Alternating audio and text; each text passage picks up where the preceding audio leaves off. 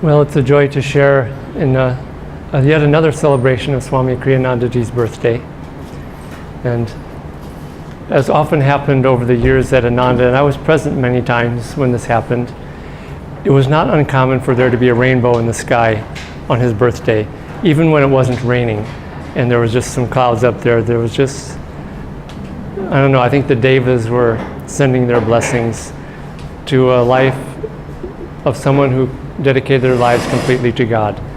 And I think we all recognize that, but the world does not recognize such things because it's hard to see with outward vision. And there's a lot of ways to look at Swamiji's life. It's easy to look at the fact of how much he did.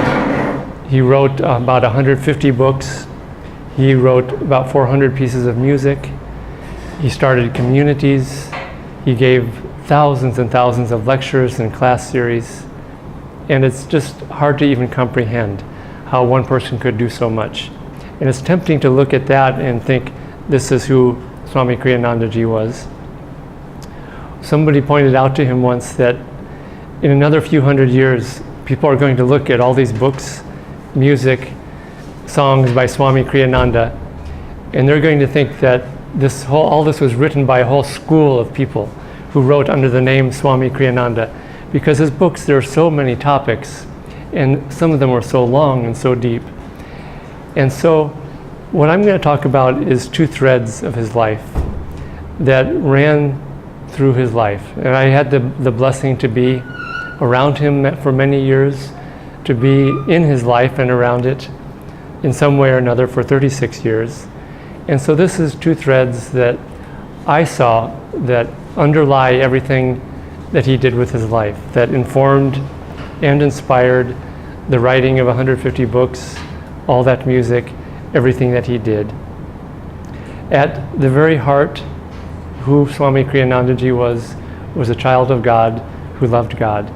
That was really who and what he was. It drove his search for truth. It drove him to meet his guru, Paramahansa Yogananda. It informed everything that he did.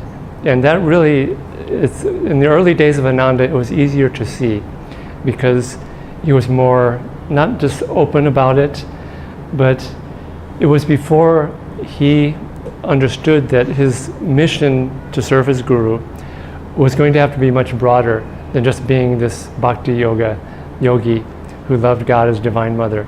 But that really is who and what he was in the end. This is a quote from him.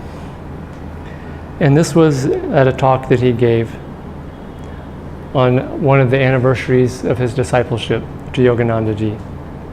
And he says, "This is the meaning of my life, if it has any meaning.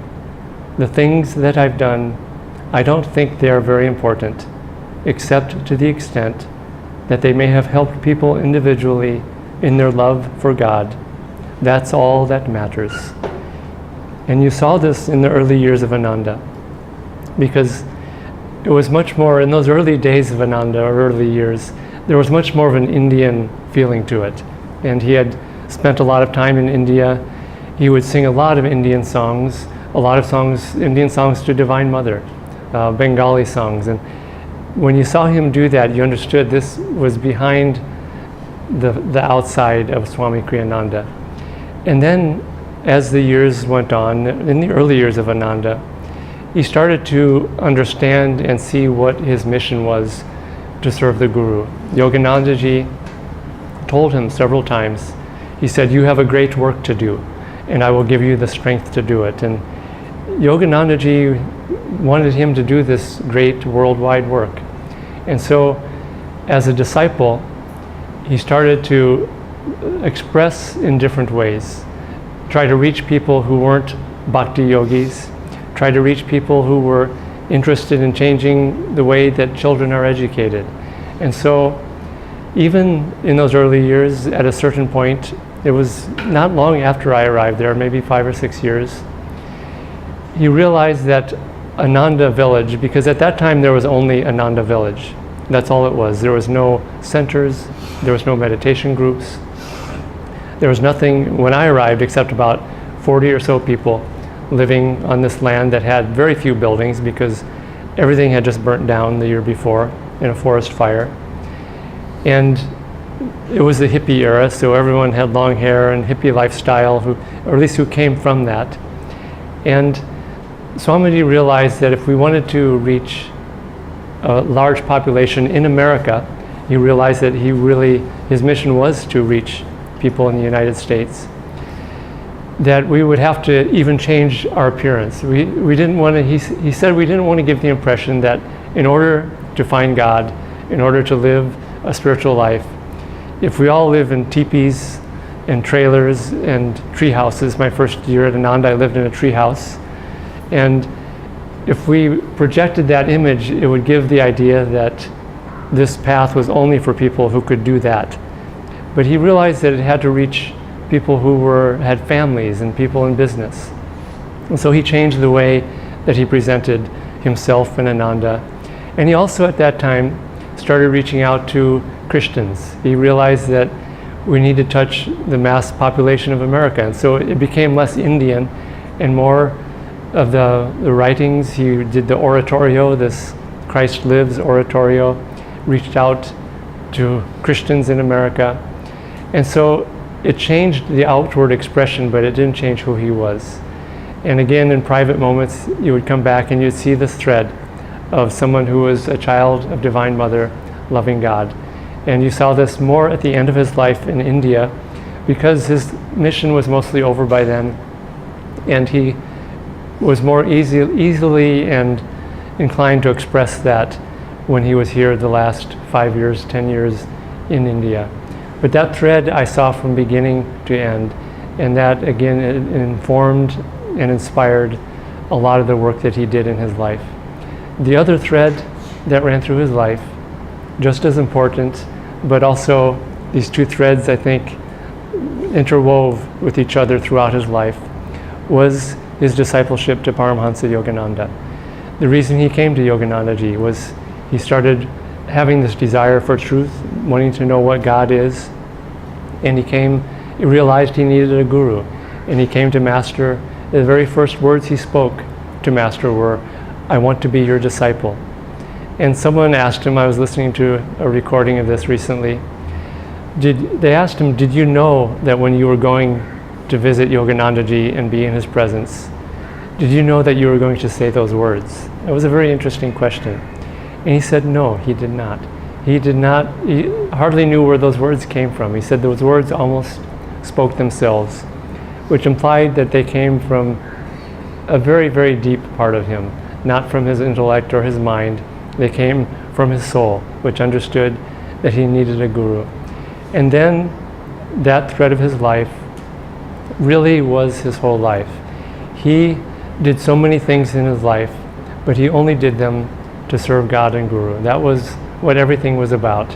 Someone at Ananda in the early years, they played guitar a lot and sang, and they left Ananda because they wanted to write their own music. And they had this desire to write music like Swamiji did. And Swamiji pointed out to them that he had no desire to write music. He said, the only reason I write music is because God wants me to write music. And these songs come to me from the divine, and I feel I must share them. But he said, I could not write another song for the rest of my life, and I would be fine.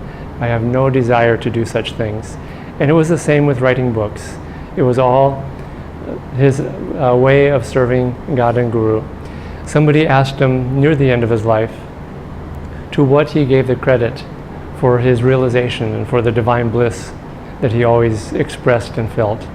And he said, it was very simple. He said, Guru Seva, Guru Bhakti, and meditation. And that, again, that thread really determined everything in his life. This thought that he was motivated to do all of these things. One time, we went through many trials at Ananda, where even the survival of Ananda was threatened. And there was many sort of losses on that in some of those battles. And at the end of a particular difficult day, my wife and I the three of us were with Swamiji in his apartment at Ananda. And you could see that he was discouraged. It was difficult, challenging. there was just a challenging time, and his health was not the best. And you could see there was some discouragement. And my wife tried to cheer him up. And she said, you know, in spite of not succeeding at this, look at all the things that you've done in your life. Starting Ananda and all these books you've written and all these things. And he corrected her and he said, you know, none of these things is important. He said, the only thing that's important to me is that at the end of my life, I can say that I have been a good disciple to my Guru. And so when we look at emulating a great saint like Swamiji, we want to look at what's underlying all those outward things he did, because we're not going to write books and music. Some of us maybe will, I'm sure, but we're not going to do as much as he did, and we're not going to have as an incredibly outward life as he did of activity and these things. But if you look at those two threads and then inform your own life based on deep love for God and Guru Seva, Guru Bhakti, meditation, and also just finding ways to share that love and to share the Guru's grace, because that again was a big part. Those threads motivated him to want to share that with others, and he always had a desire to share truth with others. And in the end, that truth was love for God and the teachings of the great master. Now, his energy and creativity also had another origin in a way, or more of an idea. We think of renunciates as renouncing all ambition. And you see this a lot with people who, monks and nuns and babas and swamis, they renounce all ambition, and you see sometimes they become either lazy or they float through life, you know, thinking all is Ram and the breeze of bhakti carries them, and it's a nice life. I'm not putting it down at all. I think many of us would love that to be our life. But Yoganandaji, with his renunciates, he had them do a vow when they took vows of renunciation. And one of the lines on that vow has always been one of the most inspiring lines for me of Yoganandaji's teachings, which is, in serving thee, I will be ambitious. And isn't that a strange thing for a renunciate to say, I will be ambitious? And that really is Ananda in a way, and it's Ananda people. We're ambitious to serve God, and we're creative, we put out energy. This is one of the beautiful things of seeing an event like yesterday here in Mumbai, was just seeing how many people put out so much creative energy to make that event happen. From the advertisements and the promotions and the book table and just the way everything was displayed and the flowers and the altar and just the lighting. It was an exquisite event. Everything was just so refined and beautiful. And I know Swamiji would be really happy to see that. Not only the results, but especially the way that people gave and served. Because that was his life, was to give and serve, but also to teach others how to give and serve in creative, energetic ways. And it's so unusual that he really offered that opportunity for everybody to serve the Guru in very creative ways. And he empowered people to be very creative in it. It wasn't just in these outward events that he was creative, it was in every part of his life. I was on his staff for some years, and one day he called me up and said, I want to do something today. And what it was there was a stairway going from the upstairs of the Crystal Hermitage where he lives, winding down through this sort of dark staircase down to his apartment. And there was a light that you would turn on in that staircase. And he was so creative in even little ways that this wasn't just going to be just a staircase. When he had the house built, the wallpaper on the walls of that staircase was a big, large mural of the ocean. And at the bottom of the mural was the sand. And even at the bottom of the stairs, he brought some sand in and put seashells, so that when you walk down the stairs, you would see the ocean and see the seashells and the real sand there. This was already done. But he called me up and he said, I want to do something today. I have an idea. And I want to do it today. It wasn't like he wanted to order the items to do it today. He wanted to do it today. That's how he tended to act, was do it now. That was the title of one of his books, Do It Now. And what his idea was he wanted that when you turned on the light switch to go down the stairs, it also turned on a recording that would play the sound of the ocean and the waves of the ocean. So you would hear that as you went down the stairs. And this sounds kind of simple in this day and age, but in that day and age, all we had was cassette tapes, little cassette players. And again, he wanted it done today. So he told me a couple people who might be able to help us. I called them up. We came over, we had a work party. And somehow in that day, we got a cassette tape of the ocean. Where somebody turned it into a tape loop. They made a hole up in the ceiling and covered it and put the tape recorder there, wired it to the light switch. And by the end of the day, when you turned on the light switch, the ocean would be sounding and you would see it. And the delight on his face when he saw that it was childlike. And this was another aspect of him, that he was like a child in so many ways. There was a childlike delight in seeing children, in the music that he played, this children's music, for example, that he wrote. I would recommend everyone listen to that music sometime, because you might think that music was written for children, but in fact it was written for the child in everybody. I was counseling somebody one time, and they're an overly serious person about the spiritual path. And they were asking my advice. And I said, you should start listening to Swamiji's children's music. And they were like, oh my God, what are you talking about? Listen to children's music. The spiritual path is serious. But in fact, the spiritual path is joyful if it's done right. And there was this sense of joy and delight, even in negative situations that happened over the years at Ananda. We went through these long, drawn-out lawsuits that threatened the survival of Ananda. And those who were part of the core legal team, they told me later that during those years they never laughed so hard as at these meetings over strategy of the lawsuits that were dependent on the survival of Ananda was dependent on those things. So there is a joy underlying the spiritual path that he demonstrated so much. One time in my presence, somebody asked him very seriously. They were seeing that Ananda was starting to develop into something that could expand. And they asked him, what is the mission of Ananda? What is the goal of Ananda? And they were asking in a very portentous, very serious kind of way. And Swamiji just smiled and he said, the goal of Ananda is to have fun. And in a way, you could almost say that the test of whether we are in tune and doing things in the right way is whether we are having fun or not. He went on to add that if you follow the spiritual path rightly, you will experience divine joy throughout, even during the trials and the tests. And so he was somewhat joking when he put it that way, but he did say seriously that the goal of life is to experience God as divine bliss. And so when we have fun, when we have joy, we are tuning in to the divine. And that's why there was so much laughter around him.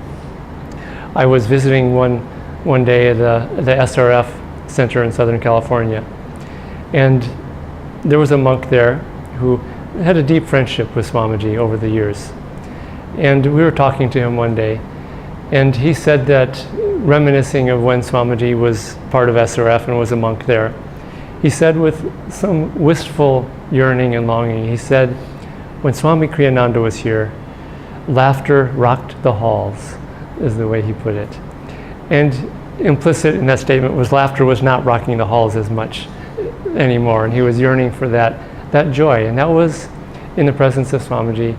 Divine joy finds outward expression. The way he put it one time, in being asked about why to share these teachings and why he did so much, he said that the nature of bliss is to want by itself to expand, and by sharing it with others, he was expanding the divine bliss in the universe, in the world. And so that also was, in a way, partly informing what he did in his life. Now, the other part of this aspect of, in serving thee, I will be ambitious. The way Swamiji put it once, he said, self-confidence and self-effort are necessary. as the ignition of a car is necessary to the motor. Of what use the ignition, however, if the motor itself will not work? And so, when I first came to Ananda, I was very surprised the first time I met Swamiji. I have probably shared this here before, but it really relates to this aspect of, in serving thee, I will be ambitious and energetic and creative and all these things. I had never met a yogi saint. You have to realize that in the 1960s, the 1970s in America, there weren't books, many books on yoga and meditation and books about saints and yogis. We didn't have the internet. In fact, it was very hard to even find Ananda, that it existed without the internet. Now you just Google something, and the Google Samhita, which knows everything and has the answer to everything and everything that ever existed, gives you the answer to it all, and you can find these things so easily. But I did find Ananda, and I read an article that was in a very early yoga magazine, an article about Swamiji. And I came to Ananda Village, and he was gone somewhere. I think he was writing in Hawaii. He was writing The Path at that time. But it was a couple months, but I knew right away that this was my spiritual home. I was going to spend the rest of my life here, serving God and the Guru. There was never any question about that as soon as I set foot on Ananda property and met the first Ananda people.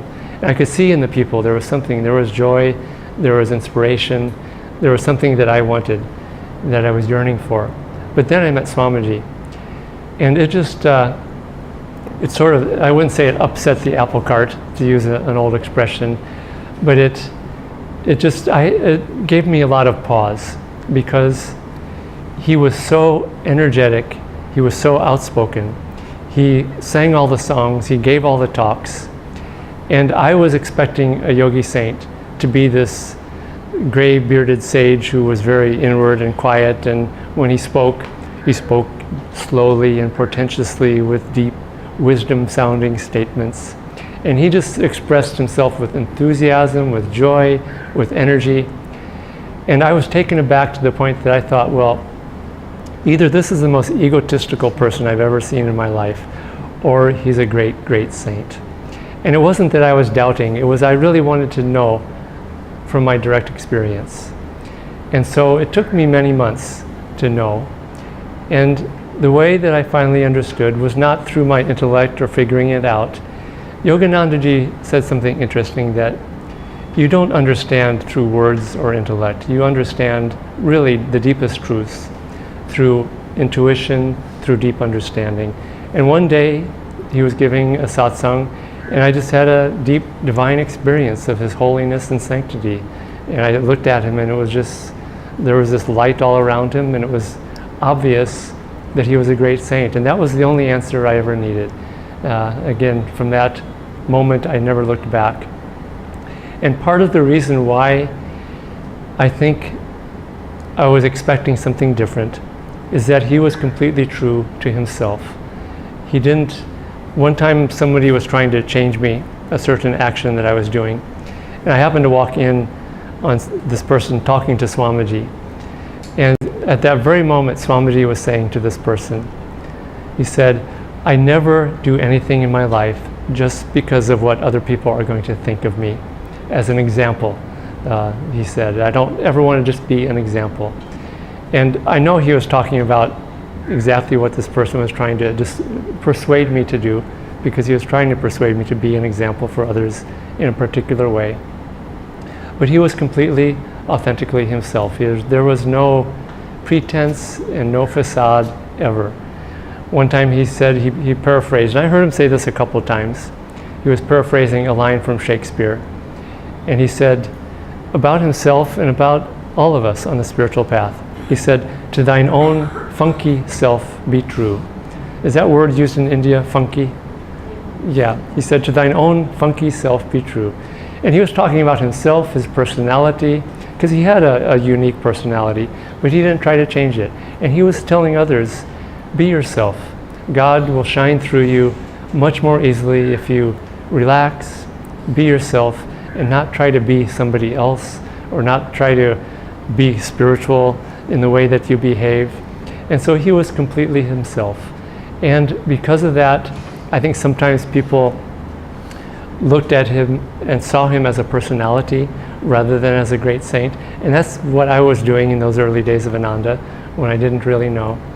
And so, be yourselves. That's one of the great lessons from him. And you'll find that God has the ability to shine and express uniquely through each one of us, depending on our own nature, our own inclinations, our own past karmas. And if we can let go of trying to put on an appearance of being spiritual and just be ourselves, we can do a lot more in seva and service for others. One thing that I finally wanted to talk about is that in his relationship to the divine, he gave an example that I think is really one of the great lessons of life, which is that his whole life was about giving. He never ever prayed for himself. Even when he was in great pain or going through great trials, he never ever prayed for himself.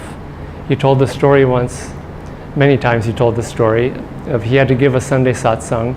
Many people were expecting him to come. And just very shortly before he had to leave, he started having a kidney stone attack, which is extremely painful. And he was just writhing in pain. And he was in so much pain, he said there was no way he could give that satsang. And then he prayed to Divine Mother because he wouldn't pray for himself. But he did pray to Divine Mother, and he said, all these people want to come and see me give this satsang. Can you essentially find a way for me to be able to give that satsang and share with them? And again, he wasn't asking to be free of pain or any of these things. He said in that very moment, the pain went away, and instead there was just this overwhelming divine bliss. And this is the way of the great saints and masters. If you look at them, you see that their lives are not defined by how much they got. They're really defined by how much they gave, and thinking less of themselves, but instead thinking of giving to others. He once was asked, what is the main sort of job requirement of an Ananda minister or acharya? And his answer was very simple, very direct. He said, an Ananda minister or acharya, when they're going through great tests in life on any level, all they're thinking of is how they can serve others. And this is it sounds extreme, but it's the type of selflessness that draws the grace of God. There's a beautiful story from the life of Krishna that exemplifies this. And this story really exemplifies Swamiji's life in many ways. Not outwardly, but inwardly, as someone whose life was dedicated to loving and giving that love to God and not asking for himself from God. It's the story of Sudama, who was a boyhood friend of Krishna. And I'm sure many of us or all of us know that story. And he grew up in the same and went to the same school as Krishna, and they shared many boyhood games and food and snacks and treats and probably pranks and different things. And Krishna then became king of Dwarka, and Sudama went back to his village, married, family, and he was very poor Brahmin. And one day he was talking to his wife, and they were so poor that even food was very hard to get. And she reminded him, what about your friendship with this king, Krishna? Why don't you go to him and see if he can help us in some way? And so he agreed to do that. He asked her, well, let's bring a gift to him. All they had was a few grains of rice to give. And so he put it in a bag, and he went to visit Krishna. And he got closer to the palaces, and all these incredible palaces and guards and a lot of people. And the guards stopped him at the gate going into the interior part of the palace, and he told them that he wanted to see Krishna, and somehow a message got back, and Krishna just came running out with joy to greet his childhood friend. And they sat down and they talked about their childhood times and their games and all the fun things they did, and just it was entirely giving of love and sharing. That's all it was. And finally Krishna asked, well, what do you have for me? I see something there.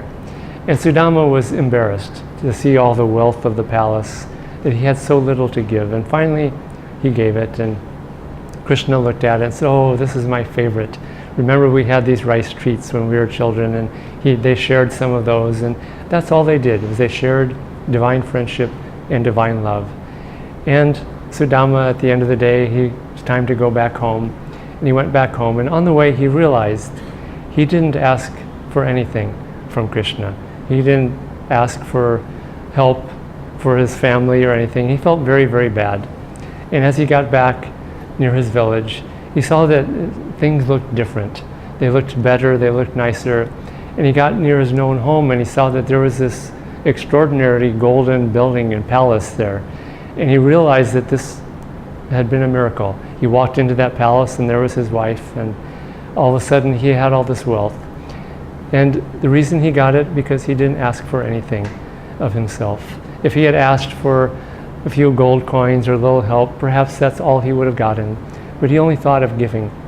And this was Swamiji's life, was to think only of giving. Giving Guru Seva, Guru Bhakti, even that Guru Bhakti was giving of love to Yoganandaji, meditation, and he even saw meditation as Nishkam Karma, giving, love, attention to the Lord, and the fruits will come, the joy will come, the bliss will come. The way Swamiji puts it, and I'll end with this quote: once a person truly sees himself as a child of the Father, he becomes less interested in making requests of God. His prayers become rather an unceasing flow of love for him. God always takes care of those who love him. He knows the needs of every one of us, his children, far better than we know them ourselves. The more deeply we love him, the less we feel the need to pray for anything except the power to love him perfectly. And I think, in a way, that quote defines more than anything who Swamiji was and who he is. A child of God, a lover of God, who asked nothing for himself except to love more perfectly and to give more perfectly. So let's take that lesson from his life, try to emulate it, and try to let those two threads of devotion, yearning, love for God, and Guru Seva, Guru Bhakti run through our lives. And this is the way to sanctity, and this was his way to divine freedom. Om Shanti Shanti Shanti.